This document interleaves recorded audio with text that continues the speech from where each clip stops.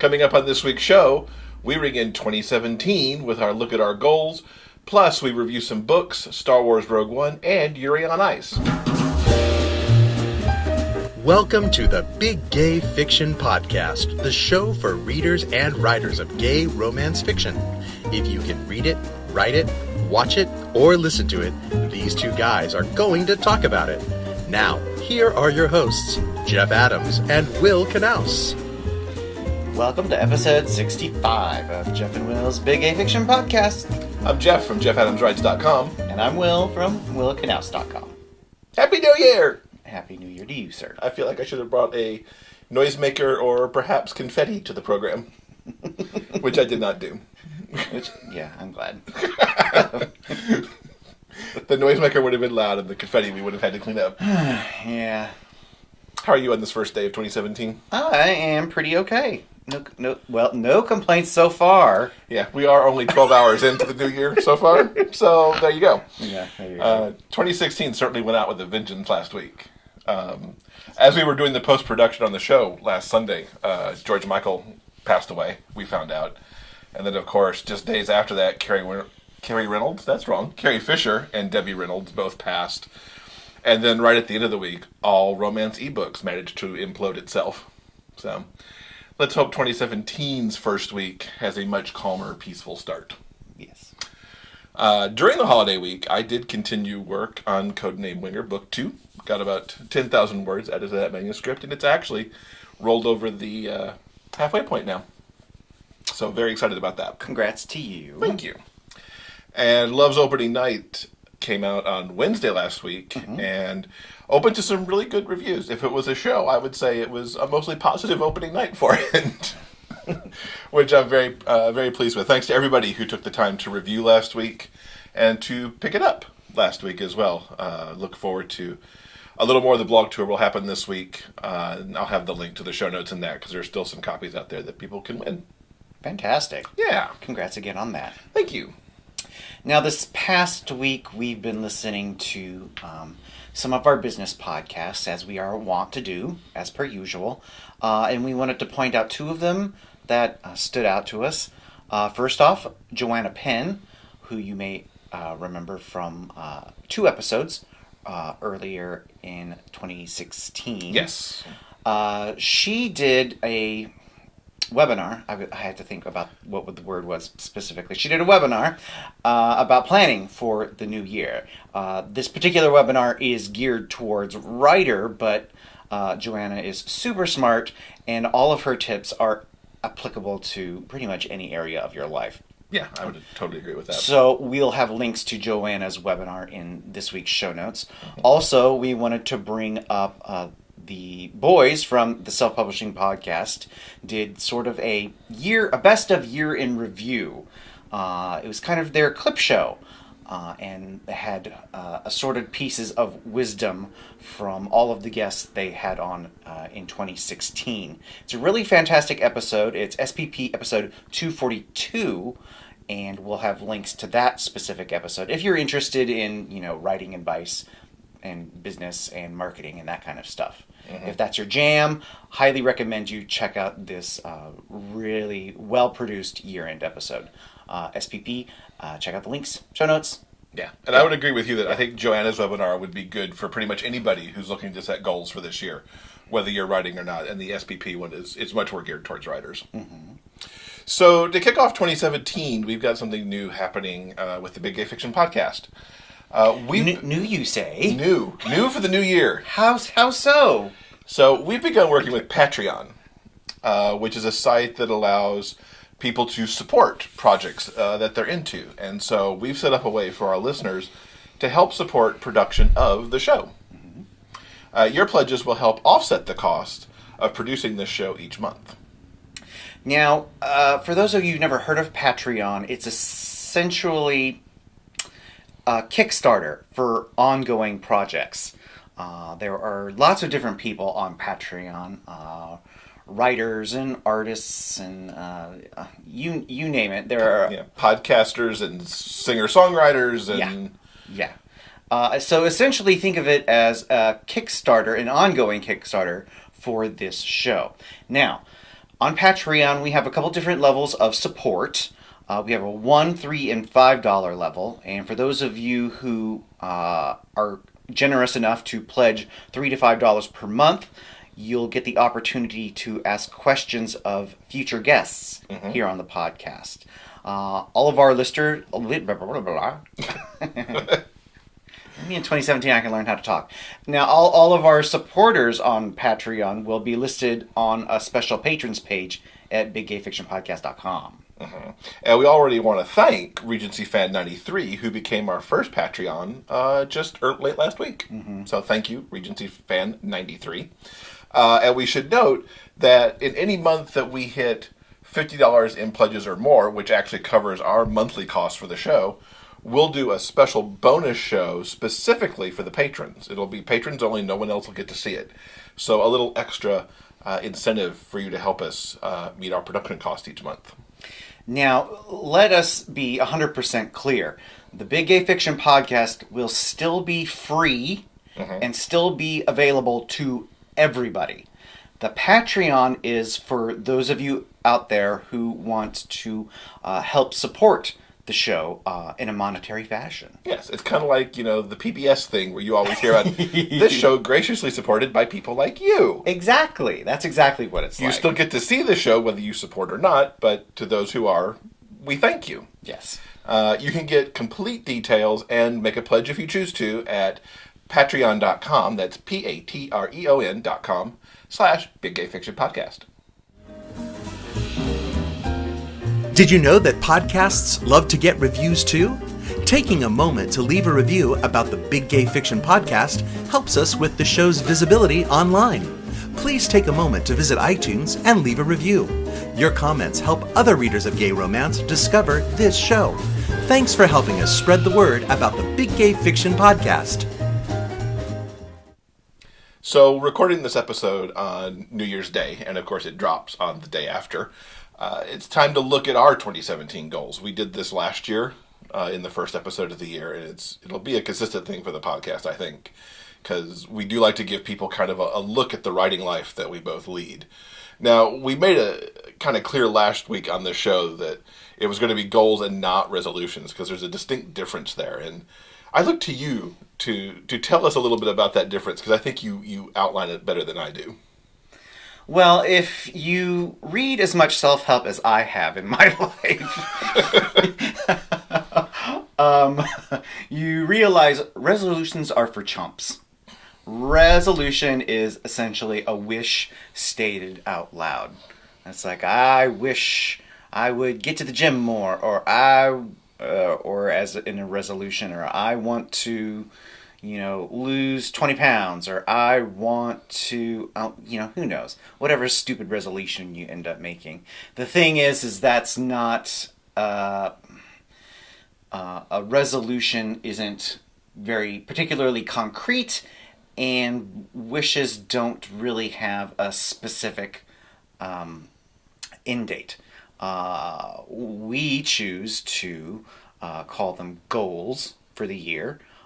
Most self-help gurus who espouse, goal setting will probably tell you that you need an attainable goal, and you need a specific timeline, and essentially many goals leading up to the what's the word? The thing that you're seeking, the outcome that you're wanting to manifest. Yes. I talked my way out of that one, boy, oh boy. You did a good job. So, for instance, I want to lose 20 pounds. That's a resolution. It's a wish.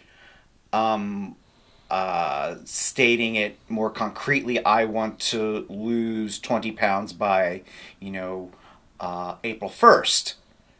And in order to achieve that goal, you will, go out and take a 30-minute walk every day. Or you're going to actually get in the car and go to the gym and do something at the gym, 3 times a week. Or whatever. I don't know. So, yeah. So we're focusing on goals right now. Goals. Hit it. Rawr. What's up? So let's have a quick review of 2016. 2016 was a weird year for me because I didn't put out as much new work as I have in the previous 2 years. And there was a little method to the madness, but it still wasn't quite what I wanted. So I published Sound Beginning and Make the Right Choice, both came out in February. And then I finished the year with Love's Opening Night this past week. I repackaged a couple of things during the year, which was good for the overall author business. Hat Trick became a box set in January, which was great to package those 6 stories all into one easy-to-download ebook. Sweet and Sexy became a short story paperback collection, which allowed a packaging of those stories and making them available in paperback for the first time, because there are people out there who want paperbacks. And Dancing for Him became a paperback for the first time in October, and Rivals went to audio in November. So there was a lot of repackaged stuff going on, which was great. I wrote 170,000 words last year, which sounds like a lot, but it was also down 25% from 2015. There were 2 months in particular last year where I wrote no words within the month, which was not the best choice. And most of the words, and this is where the production schedule got a little weird, most of the words I wrote in 2017 actually will come out, wrote in 2016 will actually come out in 2017 or 2018. Mm-hmm. Now, here's the plan for 2017. It looks like 4 new works will get published.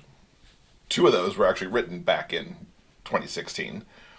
And 2 brand new books that will actually get written and put out in 2017 will happen. My goal, is to write 6 books, which will be a minimum total word count in the year of 290,000 words, which sounds like a staggering number to me. But I look back on 2015 when I wrote 270,000 words. Mm-hmm. So it's something I've come really close to doing in the past. There will be a new series will start, which I'm really excited about. To give you a little hint on it, it's going to allow me to bring Simon and Alex, their friends, the Rainbow High team, forward from the Hat Trick series and start something new in which all of them will be at least major supporting characters, if not occasionally major characters, across this new series. And we'll talk more about it as I get closer to it, because I don't want to give too much away because it's still kind of in its plotting phase. There's a lot of scribbles on the chalkboard that's behind the door that will form that series. I've also been invited into a charity anthology that I need to write 20,000 words for before April. So that's kind of how my year breaks down, and I'm super excited about it. I'm glad that the goal is to have something out in each quarter of the year rather than essentially bookending the year. And if I keep Reese Ford's advice in my head that she gave at GRL, which was just to write every day, take your moment, write every day, this is doable. Mm-hmm. I agree. So, and of course, part of our goals too is to write together. Mm-hmm. The fast draft for our first book is already done. Yes. And there'll be at least one more of those books written within 2017. Yeah. Exactly. So that's a good segue into your goals mm-hmm. as we talk about the co-writing goals. Yeah. As some of our listeners may realize, I didn't talk about my writing at all in 2016 because I didn't do any writing in 2016. Well, to be fair, we did plot, and that's not actual words on the page, but we did plot together the co-writing project. I still didn't write. He's very true about that. That's very true. It's very sweet of you to try and, that's the only bit of sprinkle of magic I could put on that. It's a bitter pill, no matter how you take it. So, yeah, I didn't do any writing in 2016. That will change in 2017. I haven't written down or planned out any concrete goals like you have just yet, because I want to take the first 2 weeks of 2017 to whip up that fast draft you did. Whip through. It's my job to go through and officially sort of second draft it. Yes. So that's what I'm going to be concentrating on during the first 2 weeks of 2017, and hopefully we will have that wrapped up, finished, and submitted. It would be super freaking awesome if it was all done by February 1st. But we'll see. We'll see what the year holds. We don't know in the next couple of weeks. I want to, whatever happens, happens. There are things that you can control, and there are things that you can't control. And I'm too old. Life is too short. I'm not going to get worked up about stuff that I can't control. I do plan on arranging my daily schedule to hopefully optimize the early morning hours for creative pursuits, such as doing this second draft of the book, creating my own fiction in 2017. I'm still fat. Me too. I wanted to get not fat in 2016, and that didn't quite happen. So I'm gonna also be designating a certain portion of my day to my non-fat pursuits. Yeah, I haven't figured out my non-fat pursuit yet either, other than trying to really eat better, which will be a lot of it. Those goals are yet to be written. Because my business goals came first. Yeah. So, so I'm being purposefully vague because I haven't gotten anything just yet written in stone. But I have to say, despite what 2016 ended up being, I am pretty gosh darn optimistic about 2017. Good. I'm feeling good about it. Even though, realistically, I have no reason to. Okay, here's the thing. The pragmatist in me knows that 2017 is most likely going to be very, very difficult. I've been reading some year-end blogs from, a bunch of different people, mainly authors, and the problems that created 2016 have been bubbling under the surface for a very long time. 2016 was going to end up happening pretty much no matter what. And those things that caused 2016 to happen don't magically disappear when the calendar turns a page. Yeah. On, January 1st. So those problems here in this country still exist. And they are definitely something we need to work on in the new year. Please don't let that bring you down. The world is still moving forward. So let's settle up, buckaroos, and let's get the work done. Yeah, I think the works that the authors bring into the world are important, perhaps more important than ever in 2017. There's a lot of stuff that's more important than ever in 2017. There's, certainly being more active in your community, your local, state community, and trying to impact what's happening on a national level in 2017. And I think that'll play a part for all of us moving forward, especially after January 19th. Yeah. So let's talk about the show itself, the Big Gay Fiction Podcast. We completed an entire year in 2016. Yes, we did. Back in November, whatever the first week of November was the 1-year anniversary of the show. Well, I'm talking about an entire calendar year. Yeah, so we've actually done both. We've completed a year of the show, and we completed an entire calendar year of production. Yeah, we've got that under our belts, and I feel pretty damn good about that. I don't know about you. I do. I'm very pleased with what we did. It was exciting to talk to the authors that we talked to. I feel like there was good stuff that came out in those interviews across the board. I hope we gave people a different way to hear the authors in this community and find out about the community that we operate in for gay romance.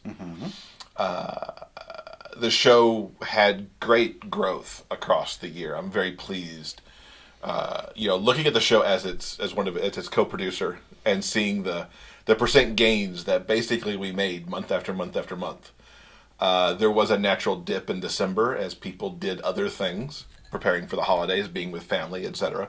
But we've already seen that kind of boomerang back a little bit after Christmas. And so I hope we continue that growth. I hope, those of you who are listening, you turn on friends to the show, and that we're able to keep kind of sending out the message of gay romance and the wonderful stories that it tells. I think I've personally just enjoyed doing the show itself, and I'm pretty pleased with the organic growth that the show has experienced. We have a relatively small audience compared to some other podcasts, but it is a very loyal audience, and we're very glad to have you. We're glad that you spend the time each week to listen to our shenanigans and our various, what we get up to each week. We appreciate all of you who are listening, and I look forward to growing that audience even more. And all that entails. We're still sort of... even though we have been doing this for over a year now, we're still we're still pretty green. We're still new at this. And what I mean is, essentially marketing the podcast, making sure people know that this show exists. That's kind of hard. It is. It's different. We and I air quote this, we know how to market a book. Marketing the shows is different. It's a different beast. Yeah. To find the niche to market the podcast in this niche that's already fairly small. Yeah. And a lot of that, I think, comes because every time we talk to a new author, and then they share the fact that they're on the show, it spreads the word a little more. But other than that, I don't really know how to go advertise the podcast, because it's yeah, that's still stuff that we have to figure out in the new year. And part of that will be traveling. Yes. See? That wasn't a particularly smooth segue, but... Well, okay. no, because let me give it to you again. There was one more bullet under show goals, but that's okay. The last bullet in our list of our show goals is to make the Patreon subscription. Oh God! It's mostly to words are hard. They're get hard. This is 20. Oh Lord! I'm gonna get better at this in 2017. I swear. Here, you try. Yeah. You read that sentence right there on the screen. We want to work to get the show where it pays for itself. Yes, exactly. Through Patreon. Yes. As we said, we're not going to stop the show if it doesn't pay for itself, because we enjoy doing it. We know people enjoy the show, but at the same time, it would be great if its monthly overhead would get paid for. Yes, that would be very, very nice. And hopefully, with the outreach that we have planned... Oh, this is a much better segue. With the outreach we have planned, we can reach that goal. As part of said outreach, we're going to be traveling in 2017. Yeah, Jeff, where are we headed this year? There's more travel for our business overall, which encompasses both the author side and the podcast side. We get to visit our Dream Spinner friends in March at the author conference in Orlando, which will have a side trip to Harry Potter Land. Yes, it will. We're going to be in Atlanta for RT in May, where we're attending a writing masterclass, which will be very exciting. We're presenting on podcasting for authors, which is exciting and terrifying at the same time. Yeah, if any of you listening are headed to RT in May, please look us up or come to our little talk. Yeah, as we get closer, we'll talk more about the schedule. Yeah, that's a couple months. The RT schedule is already out, but we can put it in the bullets here. But we'll talk about it much closer to the event. Yes. GRL, of course, in October in Denver this year, where I hope you'll be making your potentially supporting author debut. We'll see. Perhaps. Maybe. You never know. And of course, I want to make the return trip, as I'm sure you do too, to GRNW, or whatever Gay Romance Northwest calls itself. Yes. For November in Seattle. And then thrown in there for our year, we'll head to New York at some point for our yearly theater trip. It's a little up in the air right now whether that happens with Rainbow Book Fair or not, because to date, Rainbow Book Fair has not announced its dates for 2017 yet. So we'll kind of see how all that plays together. But there's certainly a trip to Broadway somewhere in there. Yeah. Hey, plus we get to see Hamilton in June. Lest we forget that trip to San Francisco, because we finally snagged some Hamilton tickets. Yeah. Anything else you're particularly looking forward to in the year that you can think of off the top of your head that's not on our list, perhaps? Or Nope. Well, there you go. Sorry, I don't have anything else to add. That's quite all right. That's our 2017. If you, our listeners, have a 2017 goal you'd like to share on the show notes for this episode, feel free to do so. Can a backstage flirtation lead to real-life romance?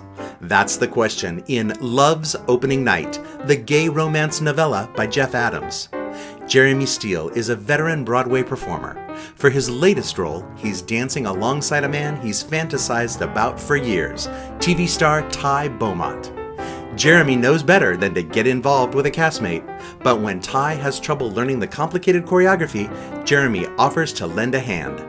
When a rehearsal kiss turns into something more, Jeremy can't help but wonder what a celebrity like Ty could ever see in a Broadway chorus boy like him. Will a relationship with his crush make it past previews? Or can it become a long-running hit? Love's Opening Night by Jeff Adams is available at dreamspinnerpress.com, Amazon.com, and other ebook retailers. Pick up yours now. Okay, we got some book reviews now. Ta-da! First book reviews of 2017. Yay. So let's get started. The first book I want to talk about is I recently finished reading Let It Snow by Heidi Cullinan. Oh my god, I love this book so much. Oh, the feels. I love this book. Okay, technically this is a Christmas book, but it's perfectly acceptable to read this at any time of the season because it's that freaking good. Okay, the book itself is sort of a takeoff on Three Bears. It centers on Frankie, who is a stylist, not a hairdresser. He's a stylist from the Twin Cities, and he finds himself lost in the boonies of Minnesota in this small town. Oops. And while he's driving in the snow, his car goes off the road and into a snowbank. And he gets rescued by three bears, three big burly lumberjack types. Nothing wrong with that. And they save him and take him to their cabin nearby. Frankie starts to fall for the grumpiest of the bears, a guy named Marcus. And essentially the book covers the week that a snowstorm keeps them stranded in the cabin, the four of them all together. And the majority of the book chronicles their their dislike from one another to they eventually get talking, and then they realize they have stuff in common, and oh gosh, isn't that the other guy cute? And then they fall for each other, and then they have really super hot sex, and then they're so it's really fantastic. Kudos to Heidi Cullinan. Marcus and Frankie are terrific characters, and I really, really loved all the other secondary characters in the book as well. They were incredibly well drawn, and it really sucked me in. I loved this story a whole lot. It's actually the first book in her Minnesota Christmas series, so I highly recommend it. I've had this one sitting in my TBR for a long time.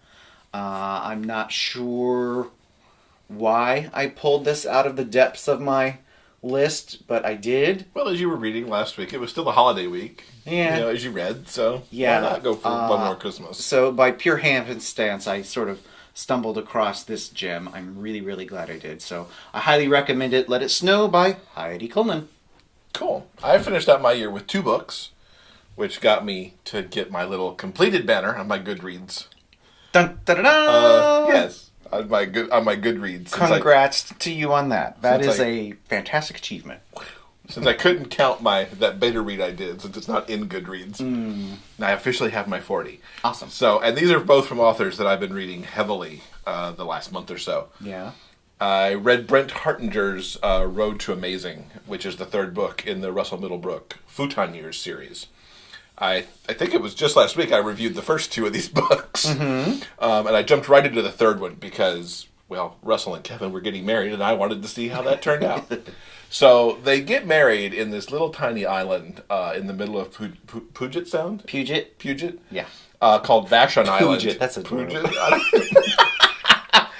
Anyway. And so Brent and Michael Jensen are going to hear this and just laugh entirely because of how I pronounce that. And that's fine. Funny. Anyway, so they're on this island and they're staying at an inn called the Amazing Inn, which is this big, beautiful, nice house that they've rented out for the weekend to have the wedding and for their friends to stay with them and everything. And they find out very quickly that there's this town called Amazing that's nearby that has this big mystery because one day everybody was gone from the town of Mystery. And that happened decades ago. So it's like no buildings, it's all foundations. But that leaves a nice little side mystery for them to mess around with on wedding weekend. Hence the title, The Road to Amazing. Yeah. There's more to it than that. Oh, wait. Yes. Oh, I thought I was being clever. No, you are, because that's part of it. Okay. But there's more to it than that. All right. Because they have to find their road to their own amazing at the same time. Oh, so okay. It stands for both. I get it. So Kevin from the beginning is in the role of the neurotic one here, because it's usually Russell who's neurotic about everything. In this case, it's Kevin who just knows that somehow the weekend is going to go amiss. And from the get-go, things start to go wrong. Amiss? Uh-oh. Or askew, if you wish. A whale washes up on the beach near their house, and it's very stinky, this whale that has washed up. So how could they possibly have the wedding outside on the deck with this stinky whale down there? That's awful. So they're trying to deal with this mess, but ultimately the whale gets solved. Okay. That's good. But then there's other things. A storm comes up, knocks out the power. The caterer can't do what they need to do. Another windstorm comes up. And if you live in the Pacific Northwest, you know you can have a rainstorm that does its thing, and then you can have a windstorm that does its thing. It's completely separate events. There's now the ferries can't bring the guests over for the wedding because the windstorm happens. And thing after thing after thing happens, and Kevin freaks out, and Russell tries to calm him down, and of course Gunnar and Min and Otto are all along for this ride, along with a couple other new friends that we've been introduced to. Trying to keep everything together, they throw an amazingly hysterical bachelor party that includes a riff on the Newlywed Game, which was a hoot. Ultimately, this book boils down, at least for me, to like the last, I think it's 5 chapters, which are the wedding day and where Kevin and Russell really come to understand why they've chosen to get married and what that means to them, which is more important than what it means to anybody else. Min is their officiant, and says some amazing things to them as they are getting married. Of course they get married because, they have to. While this isn't a romance, they do get their happily ever after because they get married, but I will say that I cried multiple times in the last 5 chapters because it was just that awesome. So I love this story. I love where these characters have ended up. The next book that comes out is the Otto Digmore Difference, which will come out in early 2017. I will have Brent on the show closer to when that comes out. Can't wait to read that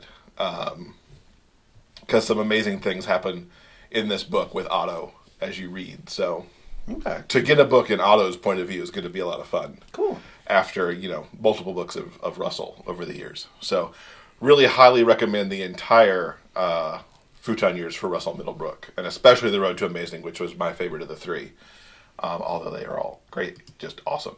Speaking of third books, which I was apparently very into this week, Avon Gale's Power Play is the third book in the Scoring Chances series.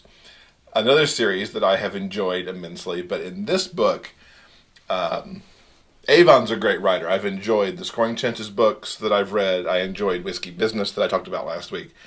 But particularly with the Scoring Chances books, it's like all of a sudden the storytelling went from already awesome to up another level. The story's got a lot deeper here. We're no longer looking at the Jacksonville Sea Storm as the team that we're focusing on, but we hop over to the Spartanburg Spitfires. And here we've got 2 coaches who were brought in to save this team who was last in the standings. And it turns out the general manager was trying to pull a whammy on him, and he brought in a former Boston Bruins player by the name of Mrs. Samarin. Maybe that's right. And a former Montreal Canadien, Max Ashford. And what these two have is that Max's career ended because of an accident that Misha was involved in. So the GM's expecting a whole bunch of sparks to fly there and have a whole little bit of drama that he could use to market the team. Turns out the two coaches aren't going to play into that, but what nobody expected, especially them, was that they were going to end up attracted to each other. As you can imagine, these two have a lot of baggage to deal with. Misha, despite knowing that what happened to Max was an accident, still views it as his fault that it went down. And initially Max is convinced that it's because he's Russian and he's just internalizing all this stuff. That is the reason why they're not able to easily connect. But there's a lot more going on in Misha's background from growing up in Russia that's involved there. Max has a whole bunch of baggage of his own, from losing his career to coming out to himself as bi and figuring out how he's going to do that with other folks. Because at one point, as his career ended, he was engaged to be married. And then his fiance left him for a baseball player, I think it was, or a football player. A baseball player? I know, right? Ew. Why would you do that? The way that Avon brings these two people together with their baggage and navigating everything is so sweet and so just tremendously written, how she manages to make these two the people so complex in what they're holding on to and trying to make... They want to fight for each other. They can't quite figure out how, and it's back and forth, and it's so nice. It's really good stuff. There's also a secondary story here with the Spitfire goalie named Isaac Drake. He has his own massive backstory going on here that I think we get to explore more in book 4, because I know Empty Net is his book.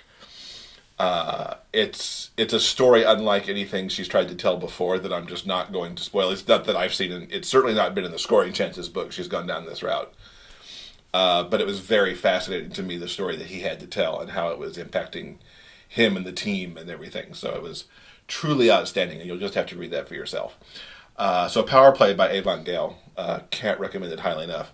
I got written reviews for both of these that'll be linked up in the show notes as well. For all the books that we just mentioned, we'll have bylinks in the show notes as well. Fantastic. Yeah.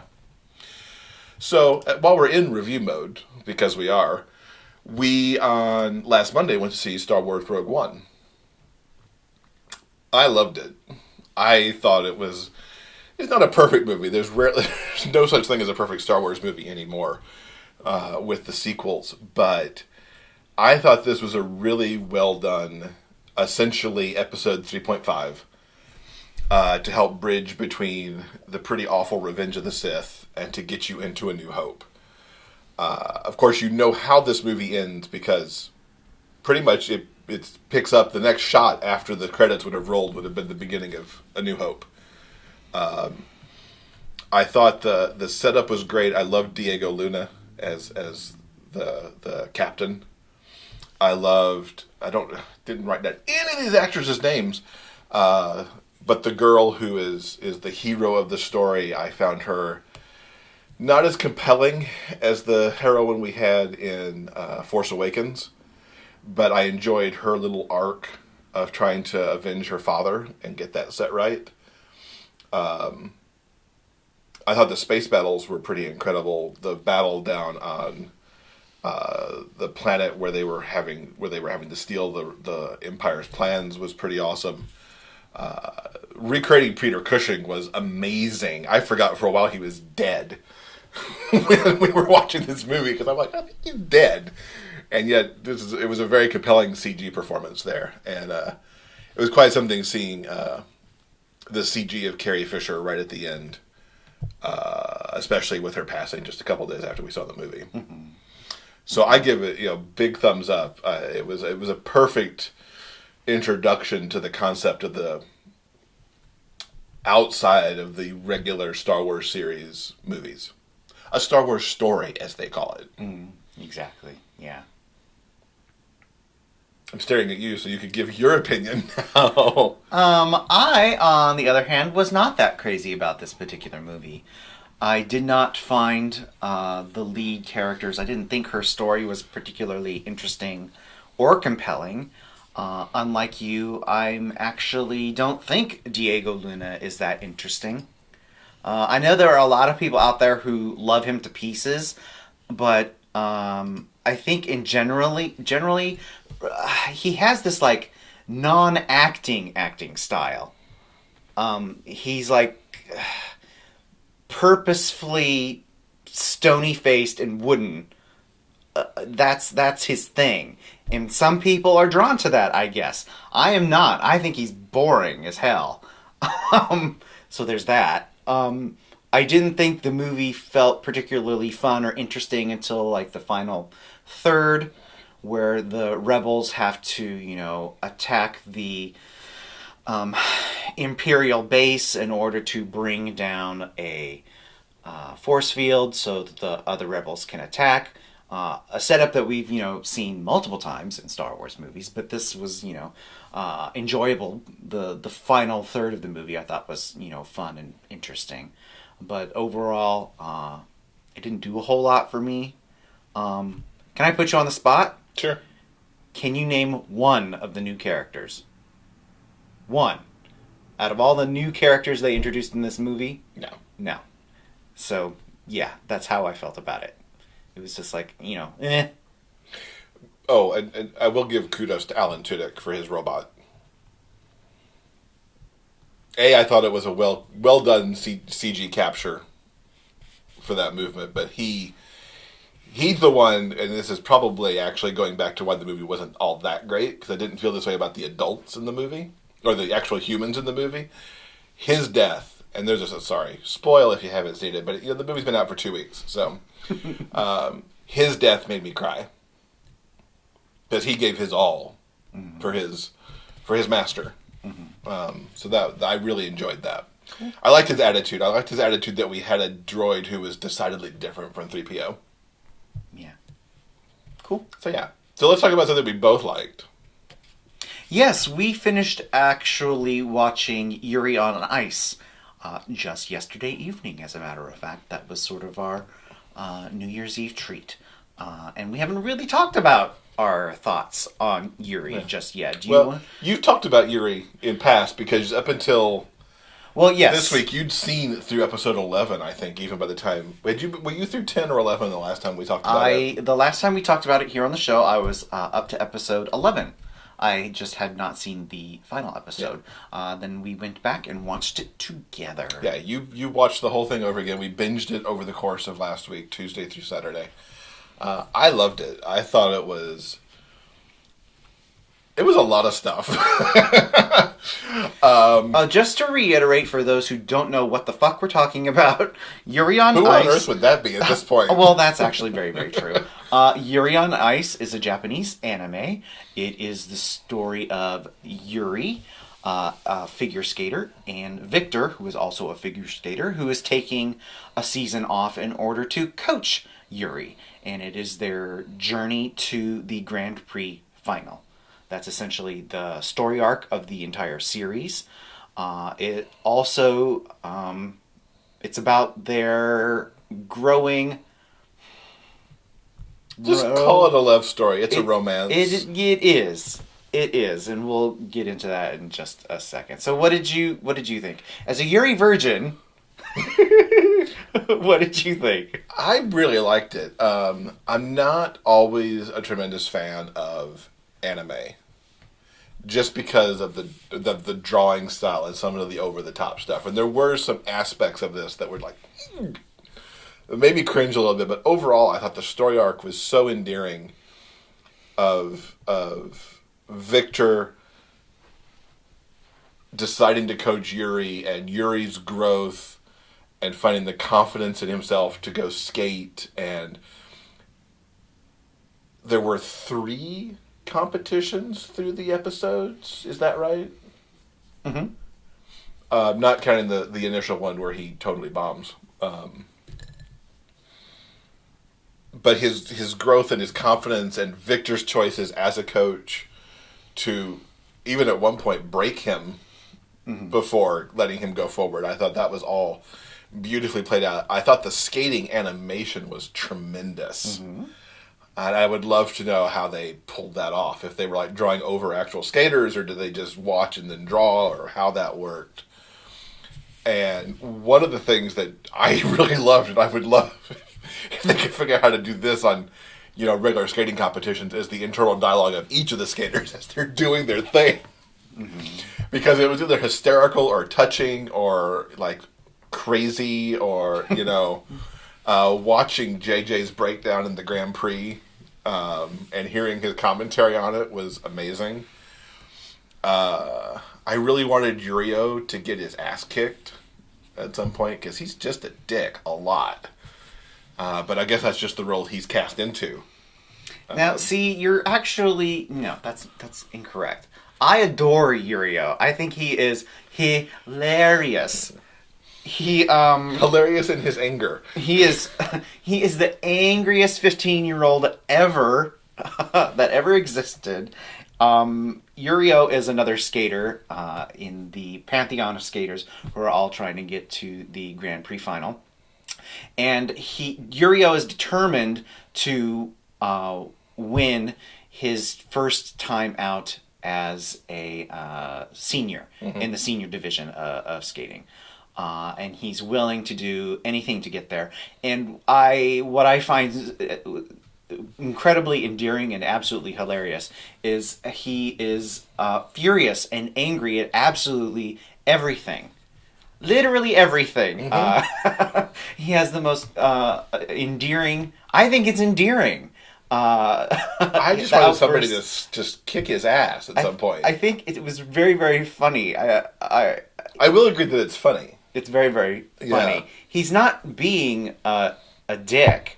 That's just how he processes things. He's an angry young guy searching for respect.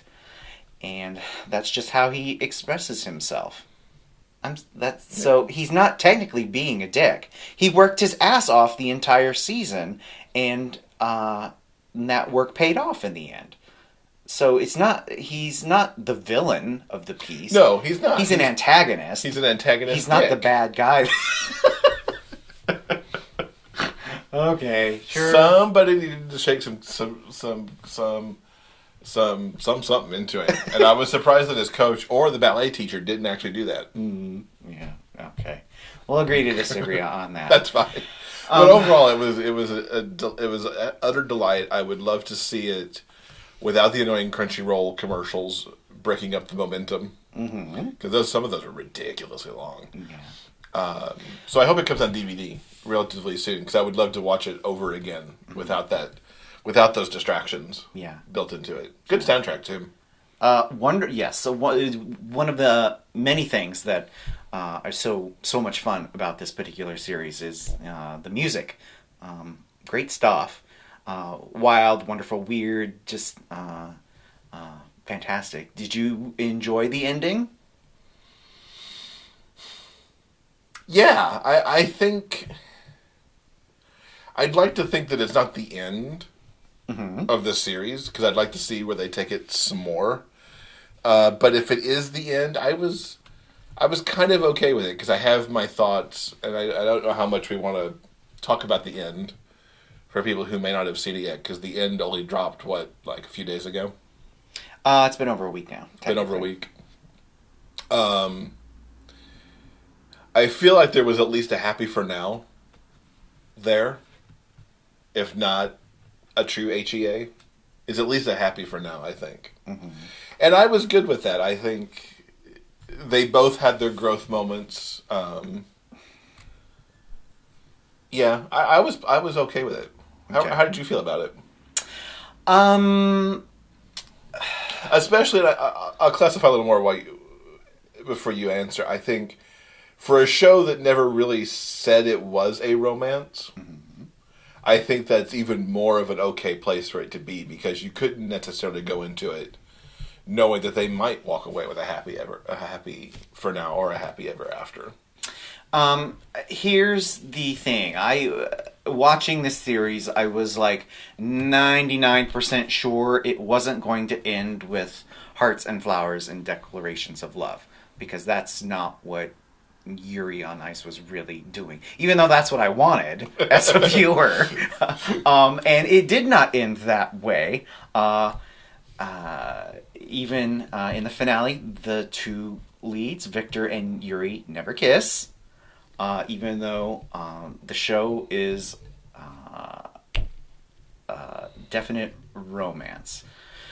So I feel like the final episode wrapped up all of the storylines from the season in an intelligent, appropriate way, and at the same time, it did open the door for more. For hopefully, I think, a season 2. I think they could do some really interesting things with where they left off all of the characters, Yuri, Victor, and Yurio. Do you agree that they're in a happy for now state? I think it's more than a happy for now. Okay. For this particular show, that is the happily ever after. Okay. That I could actually see that point of view on it too. Yeah. Anyway, so Yuri on Ice, super awesome. Check it out online at Crunchyroll, and hopefully, if it comes out on DVD here in the States, we'll probably talk about that when that happens. Absolutely, yeah.